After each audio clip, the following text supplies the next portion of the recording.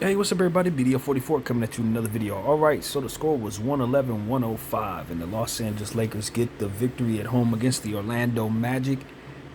Austin Reeves is getting the game ball. I'm telling you that immediately. Immediately. We ain't waiting to the end of the show to talk about that. No, right now, before we even get started, Austin Reeves gets the game ball. 35 points, 6 rebounds, 6 assists. That was his career high in points. And boy, did he come through in this game. The three ball wasn't quite going early on like we wanted it to go for him, but throughout the game, he was continuing to attack. And I called for him to be the star of the show tonight because I knew that they were going to have some potentially big performances from players on the other side. And I just felt like if he didn't step into his confidence, we weren't going to have a chance. And I was right. Because, honestly, he really was the difference, man. Them 35 points was everything. Because if you look at what Anthony Davis was doing, 4 blocks, fantastic. 4 turnovers, not so much. I think he had like 15 points, 10 rebounds, inefficiency all over the place. He was bricking, shooting from far away, not getting the ball down the stretch of the game. Another game from Anthony Davis on the offensive side that I just thought was trash. The defensive end, he was erasing everything. I thought he was really, really helpful on the defensive end, stopping Wendell Carter, stopping some of those other guys. Rebounding the ball was helpful as well. But his offense, I mean, we just got to get him catching the ball closer, man. That's really what it was for me tonight. I just think we're giving him the ball too far away and asking him to make something out of nothing in some really awkward positions. I just feel like a big man needs to be on the inside, doing damage and giving himself the easiest opportunities to score. So I just don't think we use Anthony Davis very well, just in general. Some of the stuff that we ask him to do, it could be easier to easily, you know, it could be better. So that's one thing I say. Anthony Davis's night wasn't the best on the offensive side, but boy, was he helpful on the defensive end. His length and his ability to just block shots was erasing the heck out of crap all night long. So on that side, he was the man. Yeah, that's good. Our plus minus was really interesting. You'll see where our bench was really the strength. I think we had over 50 points probably to our bench, something like that. It was really, really good stuff there. Rui Hachimura came off the bench with a good plus minus, hit a lot of shots for us. He even had an assist tonight. He actually got a play off for someone else. Actually, absolutely amazing. And then you look at Dennis Schroeder. His plus minus was fantastic tonight. I think he was a plus 22. So that was extremely helpful. And, you just look at that Dennis Schroeder, Austin Reeves, and there was someone else on our bench that really, really contributed quite a bit. Rui Hachimura. Those guys really did a fantastic job on that bench, and just ate into the meat and potatoes of the basketball game. Yeah, Austin Reeves, though, that 35, 6, and 6 was everything, man. Getting 3-point plays, and it wasn't just the scoring. It was how he was drawing fouls. Just continuing to close out plays defensively, stuff like that. He was all over the place, man. Rebounding the ball in key situations down the stretch of the basketball game when we really needed a long rebound. He was right in position to catch that thing. It was a really interesting sequence we had where I don't know exactly how it happened, but the ball was carrying off the rim, and Austin Reeves found himself in a position to just kind of catch it in stride toward the basket. Drove at the rim, threw a behind-the-back pass to D'Angelo Russell, who then gave a chest pass to, I believe it was Troy Brown or someone else in the corner that hit a 3-point shot. It was a really nice sequence there. Yeah, Franz Wagner, I called him one of the best scorers in the game today. Yeah, he's got a long way to go before he can make me look good in saying that. I might have exaggerated a little bit in regards to some of what we saw there, but I still think those talented players are going to eventually become amazing and prove themselves to be as good as I think they are. But right now, 0 for 7 from behind the arc. It wasn't Franz's greatest night shooting the ball, but I think he had like 7 assists and did some really good things down there just the same. So players like that find a way to help their team in other areas. Paolo Banchero had a big night tonight. I don't quite remember what his stats was, but he definitely stood out, and I thought he played a pretty solid game, even though he had some silly fouls and stuff like that. He's a rookie. What do you expect? Wendell Carter, same thing. I thought he was really good out there rebounding the ball. Just the only thing I would say about guys like Wendell is just like, I don't know why they don't do homework on guys like Anthony Davis. Anthony Davis is arguably the most incredible shot blocking presence out there. So if you're going to try to lay the ball up over him or try to do moves that you normally do against other centers, you got to know that it makes no sense to do so before you even start. So that was something I saw out there. It's just like some common sense stuff that I saw Wendell do, and I'm just like, bro, that's Anthony Davis. You're not gonna get a layup over him. It's never gonna happen. So those are little things that I saw out there that I just thought worked in our favor. You look at Bo. He only attempted like 4 shots. You love that. But like I said, these are players that don't know themselves. They don't know who they are. They're tanking. And I don't particularly think that I've seen anything impressive out of their style of play in the 2 games that I've watched them play. They don't play up to their capability. And so it was helpful for us, man. You gotta love the fact that Cole Anthony was cold for the majority of the game, even though at the end of the game he really, really stepped up in clutch time. But his inefficiency throughout the course of the game kind of really helped us. You just gotta appreciate overall just the ability of our team to just step up and meet the challenge of the day. We were playing a close game. Like I tried to figure out as I was watching this game, should I be upset that the game was close? Because I am on the record saying that I think the Orlando Magic have a more talented team than us. So it stands to reason why the game would be close throughout and why it would be ultimately this type of outcome where we would need to squeeze out a victory. But you just wanted to see us not have as much trouble, I guess you can say, because of the games that we've lost over the last couple of days. We really did have trouble with this team. At one point, they had a 9-point lead on us.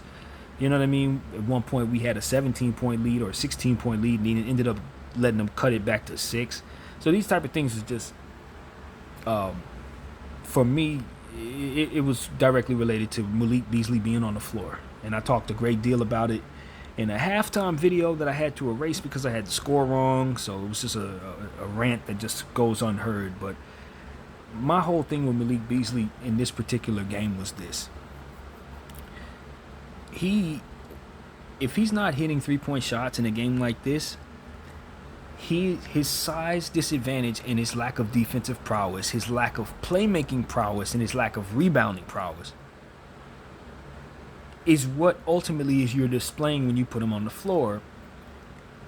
If he's not needed to hit the 3 and isn't making the 3. You see what I'm saying?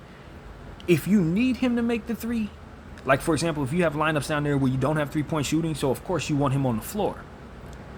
But if Dennis Schroeder's 3 for 3, Troy Brown's 3 for 3 in the same lineups he's in, then what is it that you're really leaning on him to do but give you more of what's already accentuated with the lineup you're using? And then with that being said, he's bricking. So now it's like he's not doing what he's down there to do, and his deficiencies are on the floor.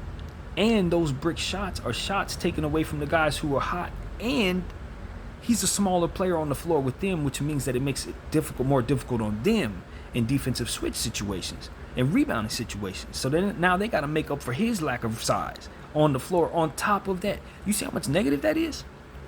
And it's like, I don't think none of what I just said is in Darvin's mind. And that is a huge problem for me because it's the only thing I'm thinking about as a fan. Malik Beasley was, I think, a minus 17 on the floor tonight. There was no reason to have him out there. Everything that I explained to you would have kept you from playing him even if he was hot tonight to a degree, because you would have never found out he was hot, because you would have looked on paper and realized, he's going to be going up against Markelle Fultz, Cole Anthony. Those are bad defensive assignments for him. And on the other side, you don't really need him like that because D'Angelo Russell would be, in theory, able to create the 3-point shooting that he's otherwise needed for, which in reality turned into Troy Brown and Dennis Schroeder hitting threes. You see what I'm saying? In other words, even hypothetically, you don't need Malik Beasley on the lineup with D'Angelo Russell on the floor. You don't, because all you're going to do is insinuate his weaknesses unless he's hitting shots. As to if he's hitting shots, then he blows the game wide open. You know what I mean? So we've seen that twice where we'll have him in the lineup and he hits 8 threes and the other team doesn't have a chance. So it's a wonderful trump card to pull. But if you're only going to get it 2 out of 10 times and it's going to cost you all them other 8 times, then you know what I'm saying? The math is off. It's completely off. So this is why I get up here and I talk about, coaching deficiencies and ineptitude and stuff like that, because this is how I'm looking at it. And I just don't see any reason for you to go with what it is that we're seeing when you look at the plus minus and you can clearly see it's affecting everything negatively. This decision is affecting everything negatively. I think it's cost us, and it's not just this particular person that he's done this with. He did it with Dennis Schroeder, Patrick Beverley, and Russell Westbrook earlier in the season, and Lonnie Walker as well. And it had the same effect. And of course, last year we went through the small ball lineups where we had the same effect. It's like, this is what happens when you lean on smaller players to begin with. But when they don't have any intangibles, like, you know what I'm saying? That's when it really becomes a huge problem. Patrick Beverley had fantastic intangibles because at the end of the day, he was a defensive guy. He was going to make life hard on the offensive side of the ball for those guys. So even when he's running around doing the small ball stuff on the offensive end, at least on the defensive side, you know you're going to have some things work out for you because he's going to be on the floor being a pest. With Dennis Schroeder, he's going to play some defense. He's going to pass the rock, get assists for you. He's going to drive at the rim, get to the line for you. If the three ball's falling like it was tonight, you got that. You know what I mean? He's going to do all kinds of stuff. So even though he's a smaller player, you got intangibles all over the floor. You're never looking at him saying, okay, how are you going to help the team if something that you normally do doesn't fall? He's going to find a way. If he's 2 for 10, he got to the line, he's 8 for 8. Still got his numbers, you know what I mean? So that's why I like Dennis Schroeder, because I can count on him, whether it's a cold night or a hot night, to where he's going to give you some continuity and rebound. He's going to do all kinds of stuff, steal the ball. He's a combo guy. He's got a lot of talent. You know, with Russell Westbrook, of course, triple-double king. Even though he has his issues, you know, at the end of the day, he's going to be there. He's going to be there all the time. He's going to do some things on the defensive end. He's going to be overly athletic. He's going to be faster than everybody else. Those intangibles make up for the size. Beasley, none of that. None of that. If the three ball isn't falling, he's jogging. Teardrops, maybe a couple assists, a couple rebounds. Everything that's not being done is harmful in that situation. You need all of the stuff that he's not doing on top of the fact that he's not got no size for you. He doesn't have any size for you. You know, so it's like that 10% chance that he's going to hit 8 threes and blow the game open isn't anywhere near as serious as all the other stuff that we're talking about in regards to the percentages of it happening. It ain't anywhere near as serious. Because 90% of the time, he's just going to be jogging around. And 90% of the time, the team that's on the other end of him is going to look at him as a player that they need to target. And that is exactly what we saw tonight in the second quarter. And that's how they got the lead down from 16 to 6. They targeted him. They put Markelle Fultz on him. Or they targeted opportunities to isolate him on Markelle Fultz and allowed Markelle Fultz to create plays off of him and shoot over him. It happened over and over. They did it 3 or 4 times in a row until coach was forced to remove him from the game. In the second half of the game, the same thing happened. He put him on the floor. The score started to shrink. He removed him from the game, and things got better. I mean, it is what it is. You know what I mean? And so for me, it's like we've been seeing this all season in different variations. And so my patience doesn't even exist anymore. It don't exist for this. I've been running on fumes as it pertains to this type of thing. Because the evidence has been bad for 2 years now on this.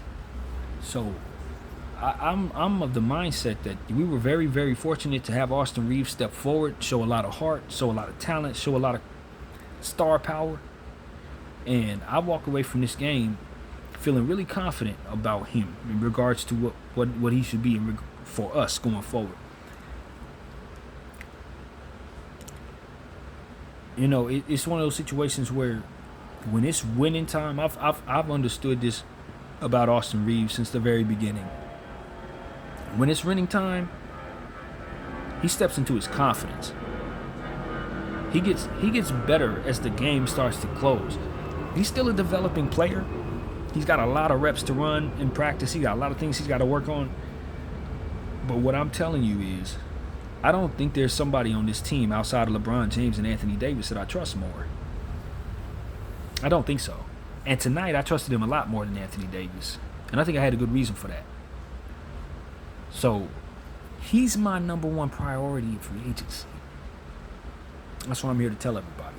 And I think D'Angelo Russell's more naturally gifted than him. But it was very clear to me who we need to be prioritizing tonight. When it's time to win, actually win, there are guys out there who are going to play hard. There are going to be guys out there who play smart. There's going to be guys out there who do a lot of different things. Very few of them put it all together. He does. He puts it all together. So for him, all he has to do is get better at his mechanics. Because in my humble opinion, his basketball IQ is already up there with the type of talent that he's going to be facing in this league. He's already as smart as some of these guys. What he just needs to do is continue to get better, continue to work on his conditioning, tighten up his handle for sure, and continue to believe in himself. Because what I'm seeing is him starting to step into what it is I've been telling y'all, which is he's one of them ones. And I don't know how far up his elevator goes, but like I said, when you have the ability to have the length and the shoot, now he's starting to step into his shooting talent, which I didn't even think was there when we drafted him. He can shoot very well. I think that the sky is really the limit there, and I think we would be very wise to prioritize him. Make sure that a winner doesn't leave your organization. A homegrown, home-drafted winner with good character, has good rapport with the guys. I don't see nothing negative there at all, man. I'm ready to sign this dude, and I think if we let him go, you're going to lose a lot of people. We've already let too much talent go, including D'Lo. We've let too much talent go over the years that we drafted. Guys like Alex Caruso, THT, all these different guys that are starting to step into their own. Julius Randle. I mean, there's so many names. B.I. I think AR-15 is the one we can actually see ourselves keeping for certain without any excuses. There should be no reason why we have to see him in a Bulls uniform or anything like that. So that's where I'm at with that. I think the Los Angeles Lakers, I know they want to prioritize a lot of people, but I'm sitting up here, I'm watching Malik Beasley, and I'm telling you, if he picks up that option, we need to trade that dude. I am not doing this. I'm sorry. My patience level does not exist for shooters, dog. And so I've always felt about shooters. Because when they're not hitting shots, they aren't doing anything. And he is the worst version of that, unfortunately. And I do like some of the intangibles. I've been on record saying I like some of his intangibles. He plays well under these circumstances.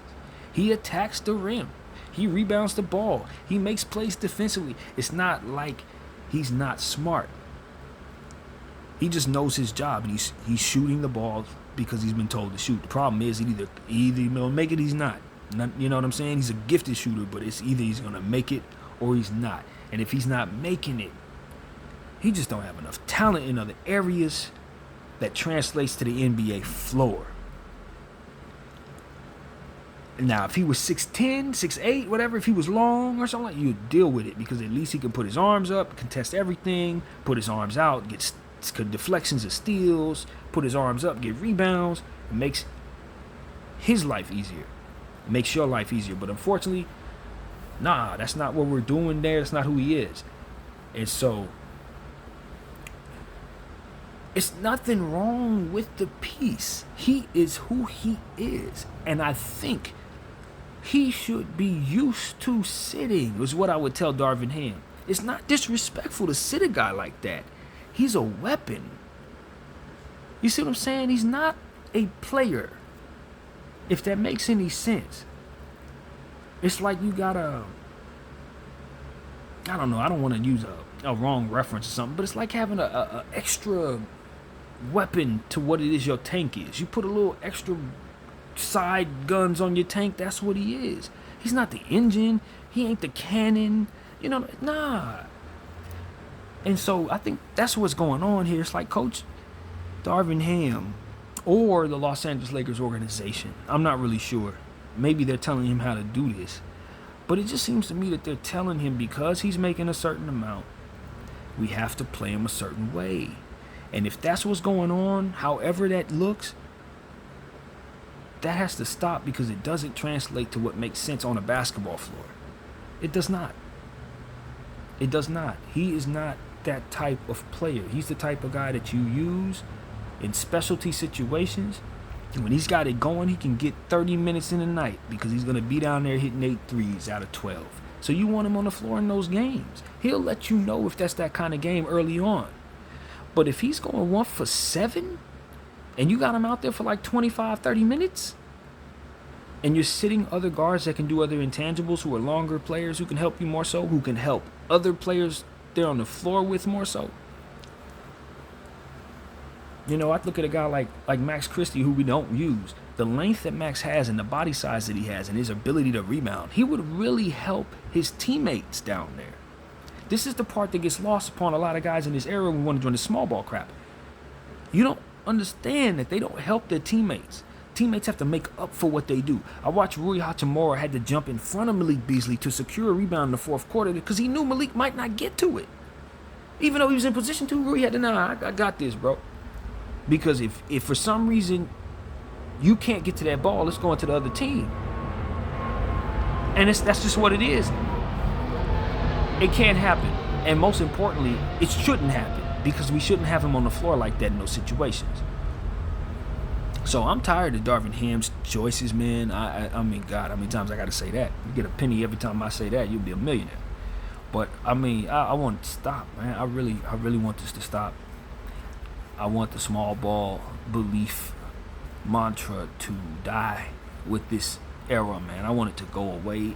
I want these to be the last 10 games we ever see people shorter than 6'3" on our team, period, bro. It just doesn't make any sense to me anymore. The more I watch this, the more I see how the NBA is attacking little guys, the less sense it makes to have guys out there that small, man, unless they can play like Kyrie Irving. If you can't ball like Kai, it's probably not going to be a whole lot of room for you in this league as the game starts to continue to morph into what it is again, which is a big man's league. It's a big man's league again, and it's going to be that going forward. So I just don't want to do this with Malik Beasley. I know better. My basketball IQ is not the greatest in the history of the world, but I know enough to know when you have a shooter like that and he can't do nothing but shoot, the last thing you need to be doing is running him 30 minutes a game and living and dying with his choices. It absolutely makes no sense, yo. You got Lonnie Walker, you got Max Christie, you got Austin Reeves, you got all these different players. And you're going to sit there and live and die with him at a -17 when you see the production he gave you tonight, like 3 boards, 3 points, 1 for 7. And you look at what happened when he wasn't on the floor and see how much you could have won by. We barely won by, 6 or 7 points in a game we must win? And you're leaning on a player that has redundancies to what it is that they're doing because everybody else is scoring. I mean, it's hard not to complain even when a win because you know. And this is what I've been trying to explain to everybody all season long about my mentality about as it pertains to this team. I can be unhappy after a win because I know we're going to take certain things that we just did and carry it to the next game and it's going to cost us a loss. And every single time I've said this, it's exactly what happens. Because it's always fool's gold because you don't realize that what you did actually hurt you. It's just that the other team wasn't good enough to beat you. We can't do this against Phoenix. You do that against the way the CP3 is playing right now, he's back in his bag. You do that against, you put Malik Beasley in front of CP3 and it's going to be curtains.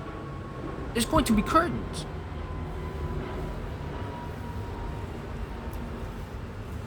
That's all it is to it, man. Devin Booker. You gonna put Malik Beasley on Devin Booker? I mean, like, just give him the win. Don't even suit up. We can stay healthy. Just give him the win. That's my thing. Forfeit that, and let's stay healthy. If that's what we plan on doing.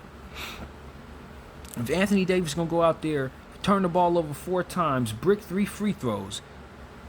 You know what I'm saying? Go whatever his inefficiency was tonight, whatever that nonsense crap was. If he gonna do that against Ayton, we're gonna lose. I'm sorry, man. I ain't feel Anthony Davis' performance on the offensive end. Like I said, defensively he was blocking shots. He gave me what I needed on the defensive end. But this is a night where we must win. He's coming off a night where he looked like trash. The game before that, people was getting on his case. And tonight, he couldn't give me no efficiency. Either ball's going to fall or not, but we're still missing free throws. We're still turning the ball over, unforced. I'm not getting from my superstar what I need from my superstar, and I've been real kind to him. You know, I've been kinder than most. And then over the last day or so, I've turned my tune on him because I want to see some heart. It's winning time. It's winning time. And I know he's not 100%. But how is it that Austin Reeves was the alpha on the basketball floor in a game like this tonight when we're playing for our playoff lives? He had 35. You had what, 15? Austin Reeves doubled your score.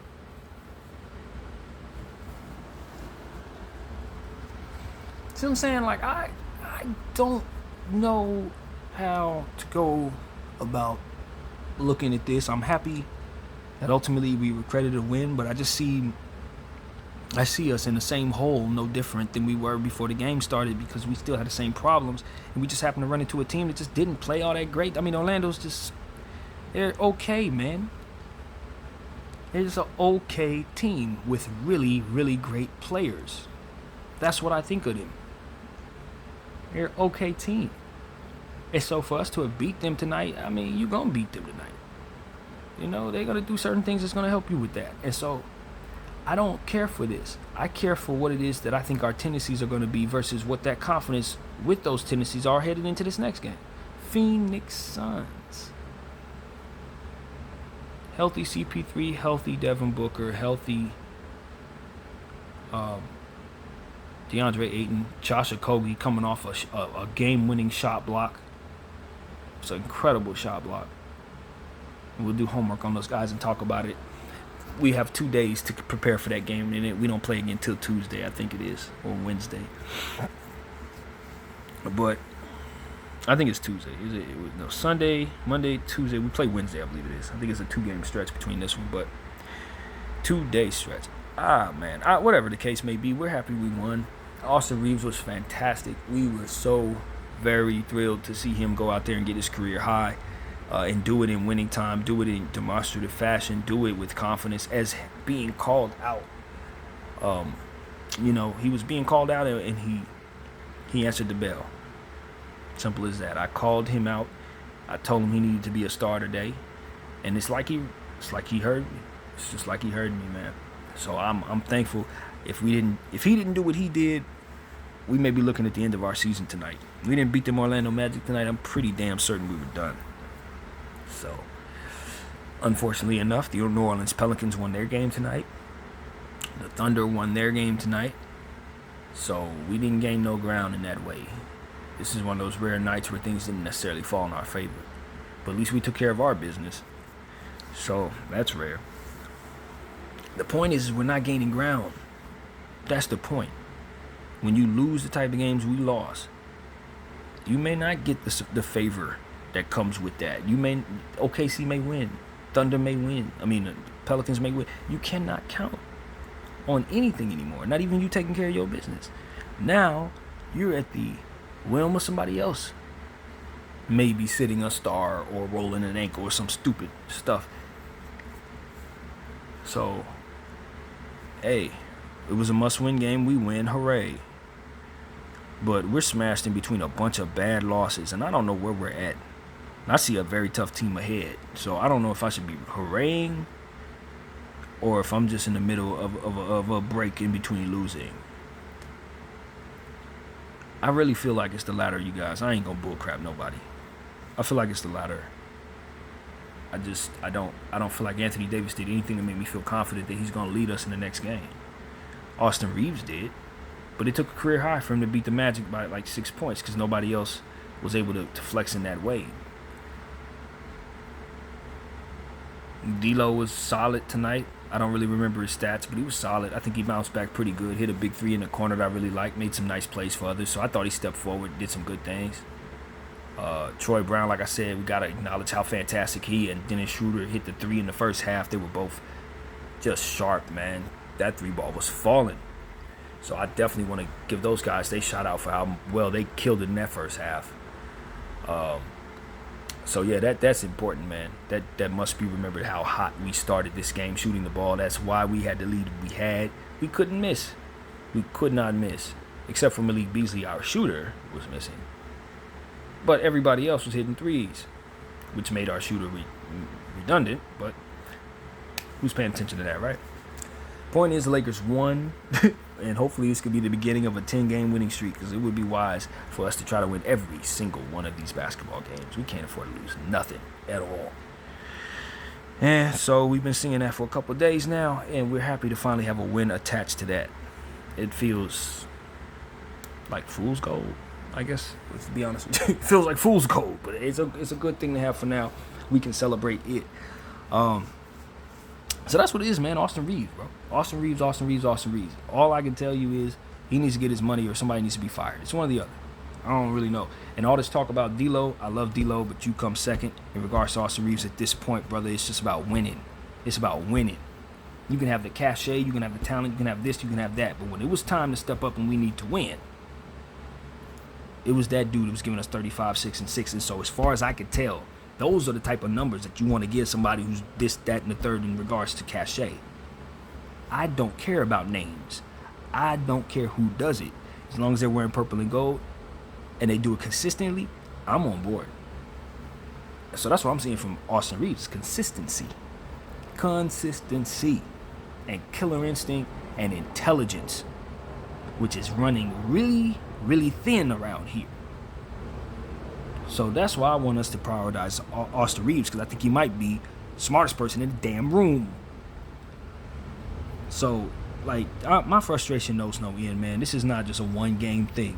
It's not. I'm not a short-sighted fan. I'm looking at the fullness of our season. I'm looking at the uphill battle. I'm looking at how we approach this game. I'm looking at what it took to win this game. And I realize we probably don't win this game very often, which is ridiculous because that team didn't play that well. And I look at Darvin Ham and I realize the only reason why any of that is the case is because of him and that stupid small ball decision. It is limited to nothing else. If he gets away from that, if he abandons that, we don't have any of these problems. The score tells the truth. You blow this team out by 25 points if he doesn't do that stupid crap. And not only that, but you win about 30 plus games. Because just about all the games we lost, you get the point. So for me, that's that. That is where I'm at. I'm enjoying my fool's gold. I'm going to hope to God that we can carry that into another home game against the Phoenix Suns. Austin Reeves played amazing, and he's going to have to do that against more incredible talent and more, demonstrative defense. And that's the thing. It's like, all right, we got spoiled now, Austin. You didn't give us 35, 6, and 6 now, Austin. People screaming MVP for you now, Austin. I don't think you can go back to having games where you'll only go for 8 points. I don't think people are going to like that too much, brother. So this is the precedent you've now set for us. We look at you as one of them stars. We want you to step forward just like D'Lo. We want you to do this every night. And I ain't saying you're going to do this, 37, 35 points. They ain't got to be that high. But we need this type of intensity, this type of killer instinct. And from where I'm sitting, that's who you are. So I ain't too worried about that challenge at all. What I'm worried about is losing you. Is front office prioritizing Malik Beasley and D'Angelo Russell and hating Kyrie Irving over paying Austin Reeves. There's nothing more important. That's our future. That's where we're going to get 18. It's going to be on his killer instinct, in my humble opinion, along with Anthony Davis and LeBron James' supreme godlike talent. But it's going to be that kid's heart, his killer instinct, that's going to get us 18. I'm telling y'all, I already see it. Vando did not get enough minutes tonight. I know he turned the ball over 4 times. A lot of that stuff was ridiculous. He had needed, the hands issue. We're understanding this. But that is not a signal for Darvin Ham not to play him. And I get frustrated. I get real frustrated when I say that, because he'll lean on Malik Beasley for 1 for 7. But he'll remove Vanderbilt because of a couple of turnovers. Vanderbilt is obviously the next most important player we need to re-sign. Regardless if he has the turnovers and their bad hands, the dude is an X factor. And wherever he's at, he should be prioritized as somebody who can do things that most cannot do. For you on the defensive end, prioritize him because he can guard perimeter players. Prioritize him because he can shot block and just break defensive plays up completely. Offensive plays, rather. Anybody who thinks things are going smoothly, bam, the ball's in your hands going the other way. I think that's worth all the issues he can provide us negatively. Anything that he doesn't do catching the ball, he'll make up for rebounding the ball and stealing the ball. So for me, re-signing him is obviously something that should be already decided upon and agreed upon. He should never reach free agency. He needs to be given an extension. I understand that he's not a free agent at the end of this season, but he don't need to be one at the end of next season either. That's all I'm saying. Keep him forever. So that's where I'm at with that, man. 2 players that we must keep. Austin Reeves and of Jared Vanderbilt for sure. I hear that they're talking about giving Rui Hachimura $10 million, possibly, if not letting him walk. I don't know, man. I think for me, if I'm being 100% honest with you, I think Rui Hachimura has shown me some ridiculously high upside. And the reason why I say that is because of this. He has not played a whole lot of basketball in his career at all. And when we put him on the floor, he's showing us that he has confidence to find his and get his and attack in ways that others can't. This is him having not played hardly any ball. And he's helping us in the clutch, getting steals, dealing with all kinds of funny rotational circumstances that he's placed in with his minutes being inconsistent and all kinds of stuff. And he's playing well in it. Tonight, he had a massive to do with what happened tonight on the positive end. Defensively, he's locking people down. I've been on record saying he's not doing as well on defense. The numbers tell us obviously the opposite. And I need to amend that. He's locking people up. So it just comes down to putting him in the best positions to be the best defender he could be. At the 4 weak side, that's not his strength. But if you put him face up on people, they're not scoring over him. So what I'm saying is we haven't discovered what all he can or cannot do. And based on the fact that he's only played maybe probably 200 minutes in his whole career for a Washington team that never really was about nothing to begin with. And now we're throwing him out there on a Laker floor and he's killing it down the stretch of basketball games in the clutch when you need him the most on both sides of the floor. As far as I can tell, yeah, you want to keep that guy. He attacks from the mid-range, so you know that's a rarity in this league. He's aggressive, and he still has a lot of learning to do. He still doesn't even dribble with he still dribbles with his head down. So you got to put him through the middle, the reps, and give him the opportunity to develop his game, turn him into a playmaker so he can start getting some intangibles that'll help keep him on the floor. He's already rebounding. He's already stealing the ball. He can already do some things for you, blocking shots. He's already huge. And he's only like 24, 25 years old. You got to keep him, man. You got to keep him, and you got to ignore the role that he's in right now because you can get him in different roles in different eras. You could put him in different situations in different eras. And 4 years from now, he's going to be a go-to offensive player for somebody. Most definitely. Go-to. So for me, it's like, yeah, you keep him in you keep him in your organization. You develop him properly. You respect that he's only played. This is basically his sophomore season because he ain't really had no minutes. And continue to develop him properly. And just respect how clutch he is with the minutes that he's giving you right now, hardly having not played. So, yeah, no, if I'm being completely honest with you, I'm blown away by Rui. He's better than I thought. But there's still some things that I need him to do, like pass the damn rock, bro. If Rui wants to really get on my good side, respect that passing can do just as much for you as scoring. Because as long as you're a one-trick pony, it's hard to make the argument that we should play you as much as we want to play you. But if you're looking to make plays like you did tonight, if you're looking to do things other than just look for your shot, you become a valuable NBA asset. So that's what I got to say to Rui Hachimura. I think he should be a priority as well. You got to keep him, especially if he's only going to garner, if he can't get no more than $10 million, that's a discount. That contract's going to look great 3 years from now. So that's what I got to say about that. I like what I saw from Troy Brown. I actually want to keep Troy Brown too, even though he drives me crazy with his inconsistency. I think ultimately I like where he's going to be 3 years from now too. He's going to be a hell of a role player when he works out all of his inconsistencies. He's going to be a hell of a role player. So that's somebody you keep in your organization and you just hatch. So that's what I like about our kids, man. We got a lot of guys that I like, man, that we can just see on this team 3, 4, 5 years down the road playing roles in different situations. No problem.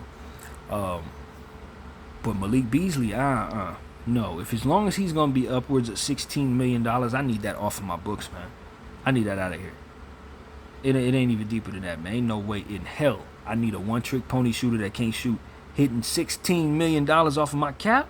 No. I ain't doing that. So the priority in the offseason is trading him. Since he's going to opt in, most definitely, you got to get that off the books. I'm sorry. I know people like him, but not enough to go for the stats that he goes for.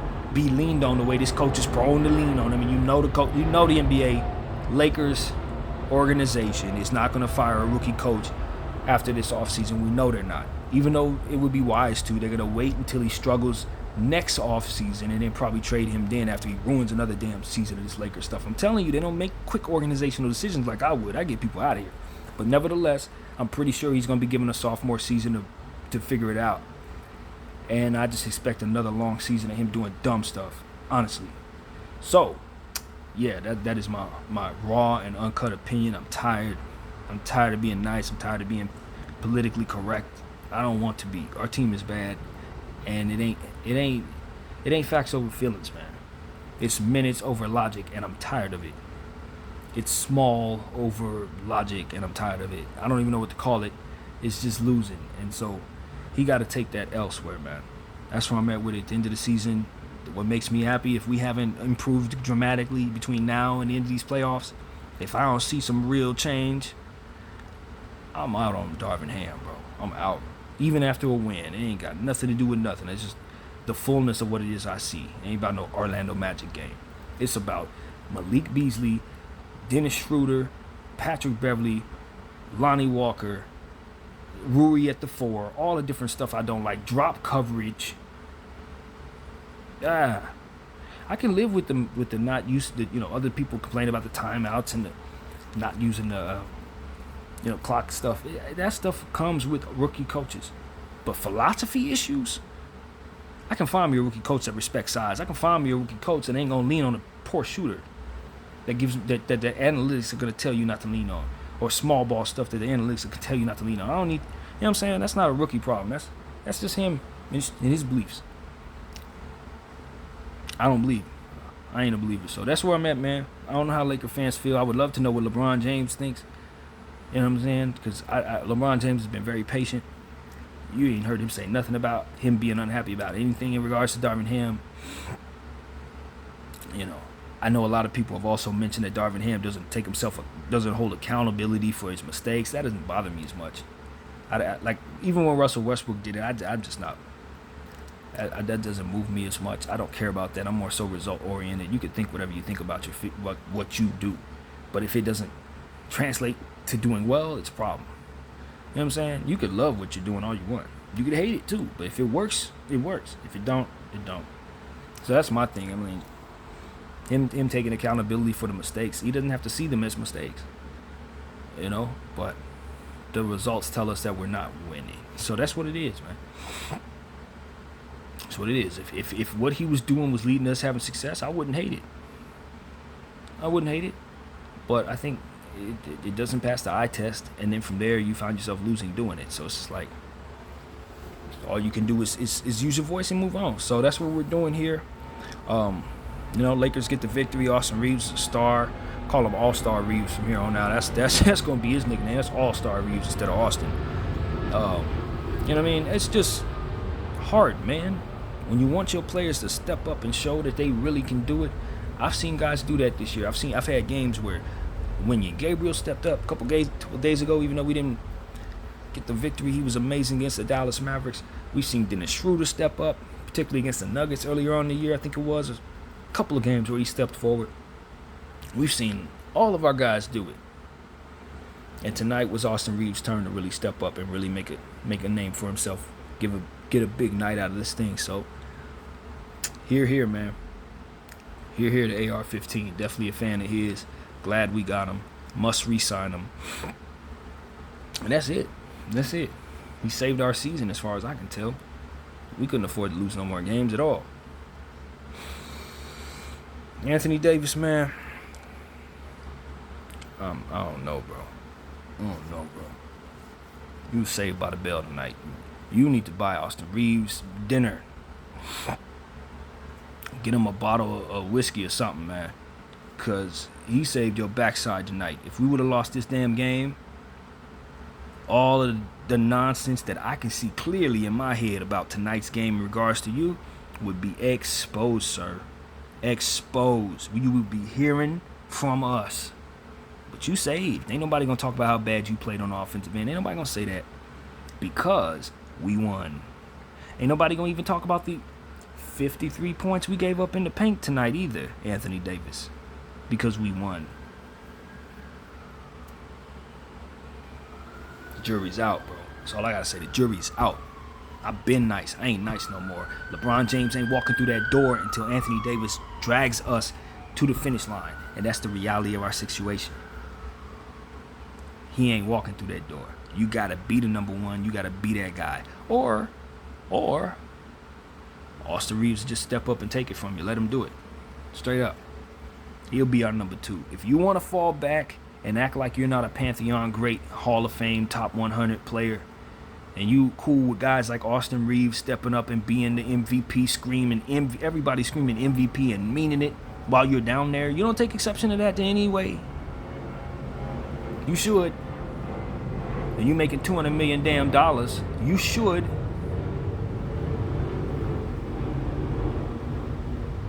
I don't even want to talk anymore, man. I'm cool. I'm happy we won, man. Great Laker win. You know what I'm saying? Seriously. My mind does not allow me to just relax and say, hey, great win. No. I'm thinking about an absolute and utter championship all the time. And if we're not leaning toward putting ourselves in a position to get it, then our minds are not where it needs to be. So hooray for a nice little regular season win against a little sub 500 team in the Eastern Conference that ain't about to do a damn thing. But I know that they could have won this game. They could have won this game if Franz Wagner just hit one of them 7 threes. They could have won this game. And that is a massive problem for a team that is fighting for what it is we're fighting for right now. So, I'll let everybody else do the celebrating. I'm always the guy giving y'all the real. BDL44, I thank y'all for watching. I'm out.